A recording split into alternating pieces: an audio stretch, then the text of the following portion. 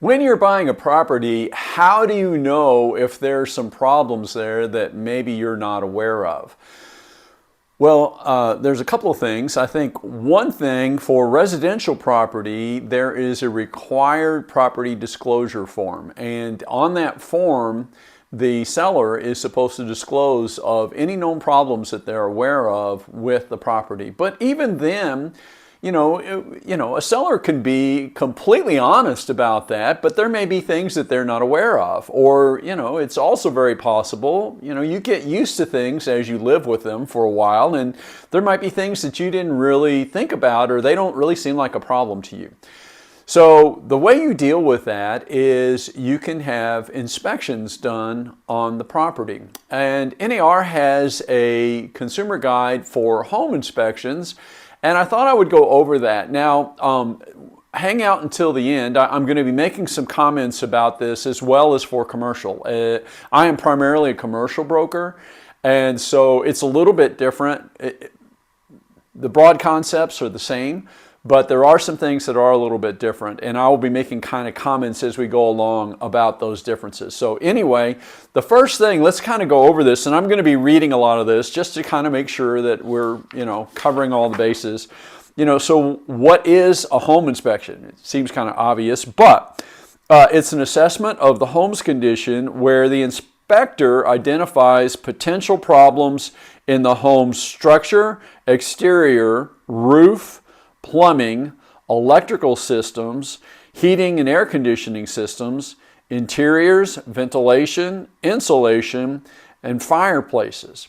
Now, it might also include some problems for some health potential problems, such as mold, radon gas, lead paint, and asbestos. So these are the things that we kind of do. Some of these last things, lots of times that will be a separate test. Lots of times that will be something, and it depends upon your inspector. Some inspectors can do all of these tests. Some of them you may need to have other people come in. But that's one thing to kind of talk to your inspector about when you are choosing them is, can they do all these tests? Do you want all these tests done? So that's what the inspection is. Okay, so here's my comment on commercial inspections. In commercial, we also can do inspections. It's probably going to depend upon the property as to what kind of inspections we have done. And while there are some inspectors that will cover commercial properties, industrial properties, those kinds of things, and they have the ability to check out everything, it's also common in commercial properties to get a series of different contractors to come look at it. Like you might have the roofing contractor come and check out the roof, an electrical contractor come and check that out. And it's just that lots of times, if it's an office structure, that may be very similar to a residential structure. If it's a retail, it could be different, especially if it's industrial, it could be different. So we can have different kinds of inspections. And so anyway, let's move on. Are home inspections or are inspections required? No, generally they are not required. In recent years, especially in residential, this is coming back a little bit now. The market was so tight that buyers, in order to try to have a stronger offer, many times they would opt not to have a home inspection. Totally get that. I mean, there were probably some years there where if you asked for a home inspection, you probably would not get the property. As a general rule, I do not recommend that. But totally get that. So it's up to the buyer if you want to have the inspections or not. Now, I've had some people who are commercial people, and they are contractors themselves, and so they are very familiar with all this stuff, and they go through and they feel like they can look at it and they have a pretty good idea. Same thing with some like maybe residential investors who maybe flip houses or maybe have a bunch of rental properties and they have a lot of experience they've gone through And a lot of times they do a lot of this work themselves, and so they're very familiar with it. So in those cases, they may not want to. But if you are buying a home or buying a property and you are not an expert in that area, in general, I recommend that you get an inspection done. All right, who performs the inspections? Well, we covered a little bit of that. For home inspectors, you have to, okay, so this will vary a little bit from state to state. In Kentucky, in Indiana, home inspectors have to be licensed. And honestly, I think that's true in every state, but I can't say that with 100% certainty. But a licensed home inspector, so you want to get somebody who is licensed for home inspection. There are also some organizations who people are members of. Especially if there's not licensure, you might want to find somebody who is a member of that organization to do your inspection. But you do not have to be a licensed home inspector to do commercial inspections. Contractors can do those. And so you do not have to have that for that purpose. But again, there's some people who do those. I would say that if you're using a person who is normally a home inspector for a commercial inspection, you want to make sure that they have experience with commercial properties, because they are different. The electrical systems are different. The HVAC systems are different. And you want to be sure that you have someone who understands those things and can make a good inspection for you. And so who's responsible for the cost? In almost every case, it's going to be the buyers who will pay for this. There will be sometimes, I think, where the buyer might negotiate with the seller to have him do that, but that's more than likely the seller is not going to agree to that.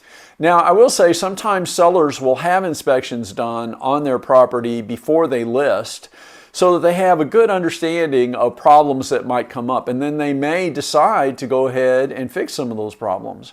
But the caveat there is that different inspectors may come up with different things, and you could also find yourselves in a situation where your inspector says one thing, the buyer's inspector says something else, and then you're at this, it's a point of contention. So it's just something to think about if you decide to do that. Can the buyer attend the inspection? Yes, you absolutely can. The inspections typically are going to last a few hours. The sheet says 2 to 3 hours. My experience is probably more like 4 hours. What a lot of people do is, rather than stay there the whole time, which you're welcome to do, they come at the end and they spend maybe 20 or 30 minutes with the inspector and go over their findings. And that's a pretty good way to do it. That way, you're not tied up the whole time. But again, if you want to be there the whole time, you're absolutely welcome. Now, again, for commercial properties, again, you can be there if you want to be, but you may be having multiple different contractors come through, and so just be aware of that. All right, we talked about how long it takes. Common issues found. Well, there's all kinds of things that you might find, and they're trying to flag issues. Generally, they'll kind of flag them. They'll kind of prioritize them. Like, these are problems that are safety issues. These are critical issues. These are minor issues. They try to cover everything, soup to nuts. And so they'll cover everything, and well, I guess I'll just sort of read some of them. Some of the stuff that they would cover that you really want to make sure that people might not normally think of is like structure or foundation problems, improper drainage, faulty wiring, HVAC system issues, tripping hazards, too few smoke alarms, carbon monoxide detectors. So they'll cover these things. Lots of times we don't think about those kinds of things, and those, like the foundation and the roof and the HVAC, those can be very expensive problems. And so those are things that you want to have checked out. What does it mean if a home or a property is listed as is? If it's sold as is or in present condition, it means that the seller is not making any guarantees about the home's condition and has decided they will not make repairs even if the buyer decides to have an inspection. Buying a home as is comes with some risk, so you do need to understand that. Now, even though a property is listed as is, and even though you're selling it as is, that doesn't mean that in the contract negotiation that there may not be some room there. And I guess what I'm saying is that, you know, I've done that a number of times where I'm helping buy a property. I've done some flip houses and things, and I've told people in the process, it's like, I'm not going to ask you to make any repairs, but I am going to make the contract contingent on an inspection because I just want to be sure that there's nothing that I'm overlooking here that could be a really big expense that I'm not aware of, that I haven't seen. And if I find that, then, you know, if the inspection's not acceptable, I won't ask you to make any repairs, but I do want the option to cancel the contract if I feel like I can't make it work. And I've done that. And then we get into the inspection, and there are some things that they're just not going to work. And so I just tell them. I mean, it's just very honestly, very openly to them, and just tell the sellers, it's like, hey, I didn't expect this. I don't think I can make this work. The budget for what I'm trying to do, I have to, the expenses that I do, I just don't think I can make it work. So, unless we, and I understand that it's as is, so I'm not going to ask you to do anything, but, I'm going to have to leave. If you want to revisit that and talk to me about it and, maybe make a deal on this, I'm open to that, but otherwise I am going to have to walk away. And then you just kind of let it be in their court. And they may very well say, well, it is as is. It's like, and when that has happened to me, I said, I totally get it. I totally understand. And if I were in your shoes, I might very well do the very same thing. It's just that I can't make it work like this. And generally that ends up with people parting on good terms. I've actually had one or two where I did that, and a couple weeks later they called me back and they said, are you still interested? If you are, we feel like we can make some. So even though that is in there, and it may be that is still negotiable. That's a case-by-case basis. You just kind of have to check and see. So anyway, that is NAR's guide to home inspections, and I'm going to put a link to the guide in the descriptions below for you if you want to print out a copy of it. If you have any other real estate questions, you can put them in the comments for me. I try to read the comments and respond to them. I try to keep up with them. Or you can visit my website and put a question in there, and I can respond to that. So that's it for today. Let's wrap this up. This is I try to keep these 10 minutes or less, and this one's run long. So let's wrap this up. I'm David McCoy. I'm based here in Louisville, Kentucky with Otimo Properties. I primarily work with commercial properties, but I do some residential, and I do global as well. I'm licensed in Kentucky and Indiana.